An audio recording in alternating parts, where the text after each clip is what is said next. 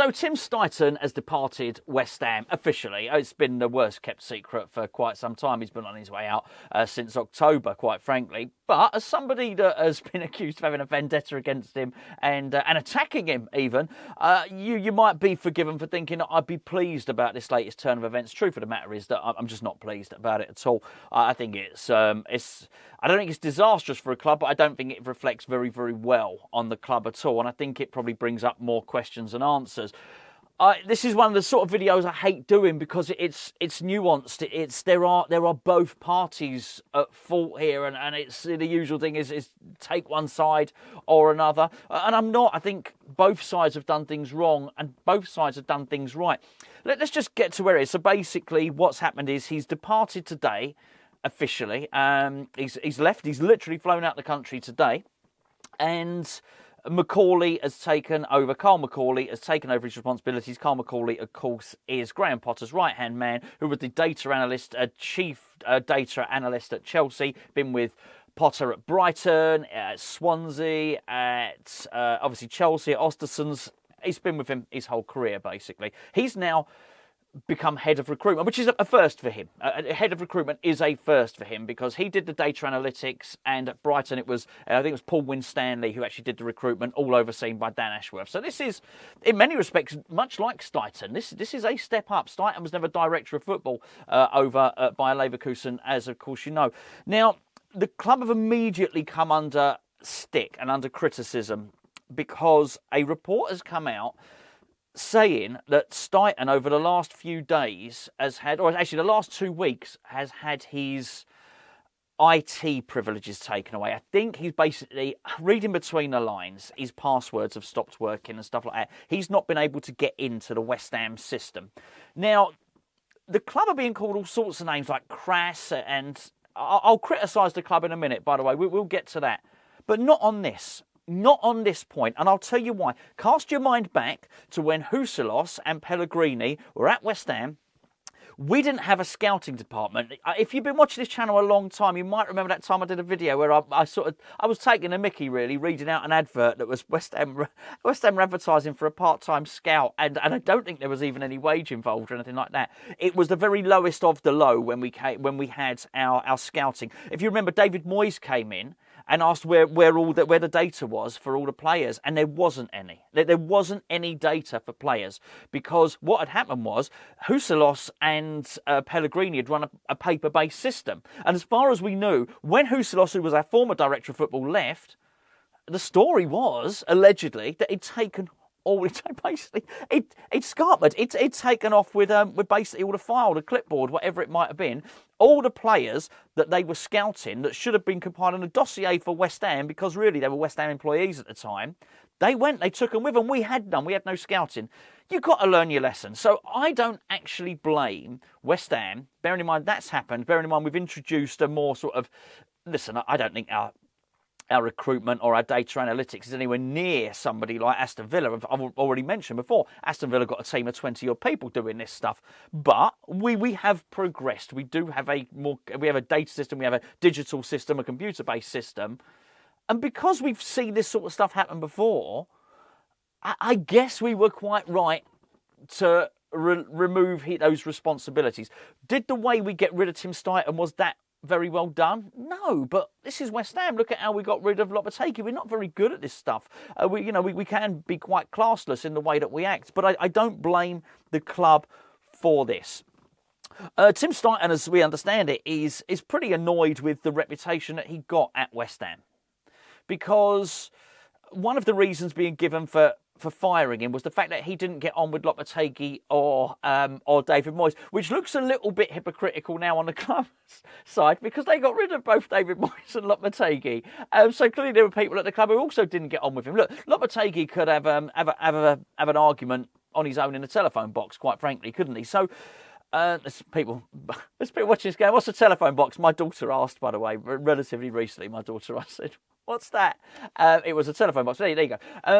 An empty room. There you go. Lopetegui could fall out with somebody in an empty room. Put it that way. Or so he has the reputation for doing so.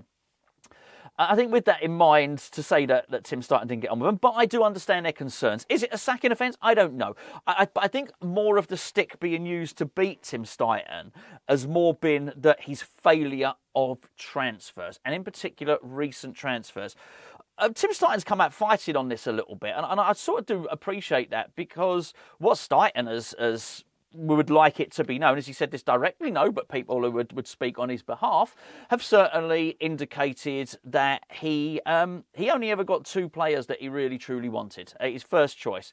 2 players that were his first choice, which were Mohamed Kudus and Jean-Claire Todibo. That was it. I mean, he's very much in the last few days, letting it know that they really pushed for Fofana from Monaco. They really, really wanted that guy. I do, listen, I think you've got to read between the lines on this one, because I do also think that there was a situation whereby he really did push for Guilherme. Turns out, what hasn't turned out particularly well is that it actually turned out that Guilherme was possibly available for about 9 million. Steidten went in and did some of the early negotiating, and by the time the negotiating team went in to finalise the deal, it got up to 19 million. I don't think that served him particularly well. Look, do I think Steidten is completely innocent? No. But do I think he is 100% to blame? No, I don't. I really, really don't. And I think what this feeds into is a wider problem at the club, which is, and this is what I think, and possibly needs a little bit more, as I say, no one's going to investigate it. There's going to be no scrutiny. Steidten was Daniel Kretinsky's appointment. And I think he's been seen off. I really do. I think he's been seen off. And I'm not entirely sure that is to the benefit of West Ham. However, and this is where there's a little bit of ambiguity. This is why it's a grey area. This is why it's nuanced. I don't like the fact that maybe Kretinsky would have his power diluted. I don't think that's particularly a great thing, because I don't think the club is well run at the moment. I don't think that's a good thing. That being said, I think if anyone is going to drag us kicking and screaming into the new age, I do think it's going to be Graham Potter. And that's, for that reason, I think it's very, very hard. Well, listen, you can do what you want. But for me, it's hard to take any side in any of this, because I think, and I've said this for quite some time, it is, and I said this before when I was talking about Lopetegui, I was talking about Steidten, and I was talking about the club. It is conceivable that everybody is incompetent. And it's not this binary choice where you have to, as I say, one is Luke Skywalker and one's Darth Vader. It's not necessarily like that. I do believe if we are going to do anything, then maybe, just maybe, Potter will help us get to that promised land. I am far from, I don't know. Somebody said in the build-up show before, what game was it? It might have been the Fulham game. So, which obviously we did well in, but someone said, in Potter we trust. I said, I'm not there yet. He's going to have to gain my trust. I'm not entirely sure. I can't go from saying, don't necessarily want him as a manager, to, yes, I entrust him with everything. But from what I've seen so far, I have been impressed. But the Crystal Palace stuff wasn't his fault. I absolutely get that. But I do believe he's got a vision. I do believe he's looking forward. I do believe that he understands, probably has a concept of how he would like a club to be run. And I am quite sure it's been very, very different about how West Ham would want a club to be run. I think it's also the reason that there's been no surprises so far this transfer window of any of the people we've been linked with, up until Brian Brobby, whatever you want to call him. I do wonder if that is Macaulay and Potter coming in and saying, no, forget all that other stuff. We don't want that. This is the direction we might want to go in. I also wonder if that's one of the reasons that the deal has not been killed off at the first hurdle. We got a bad habit of that, West Ham. Fall into the first hurdle, go, do you know what? We won't bother then. There's a lot of that going on. I do think there's a very, very different dynamic. I think Potter might have come in off the back and thought, well, West Ham have signed, I've mentioned this in the video earlier on, West Ham signed 9 players. Now he's looking in the summer thinking, hold on, we can't seem to get a deal over the line. West Ham need a director of football. We need one. And we need a system that allows that to work. And I do appreciate that a lot of people's hopes were hanging on Tim Steidten. I really do. But he can't do it, he's gone now. So maybe we've got to hope that this Macaulay can do it. I do wonder if someone else is coming in. That would be odd, wouldn't it? This sort of 3-man. In fact, I think it might have been a 4-man team that was dealing with that at Brighton. and I'm excluding Potter. Potter as head coach. There was Win Stanley, there was Macaulay, there was Dan Ashton, and there was one more. I can't think who it is. I know to ask him. I'll come back to you with that another time. It would be weird if we were just going to go with a one-man team on that one. I think that would be weird. But we're keeping on Maximilian Hans, but he's a data analyst. We should have loads and loads of those. I think ultimately it's sort of just an unsavoury episode for the club that what's happened to Tim Steidten. I think clearly the fact that he fell out with 2 consecutive head coaches is bad. I've never liked that at all. I thought it was very suspicious, and I had a lot of pushback when I said when Potter comes in, he probably needs to sleep with one eye open because this guy ain't got a good record. I got massive abuse for that sort of stuff, but I meant it. I didn't think it was a good look, but also I don't think it's a good look that West Ham haven't been able to make this work. He didn't have pure autonomy on the in the summer transfer window. If you look at it, and you as I say, if you say that he brought in Fullkrug, I think if Fullkrug wasn't his voice choice and it was Duran, then there's some mitigation there, right? But if you say it was Fullkrug, if you say it was Guilherme and it was Todibo, then that still leaves. Well, hold on a second. Then Somerville has been attributed to David Sullivan. Then it means Lopetegui was able to bring in sort of Max Kilman, Guido Rodriguez. Do you get the point? It all becomes an absolute mess. Aaron Wan-Bissaka, I love Wan-Bissaka, is a Will Salthouse client.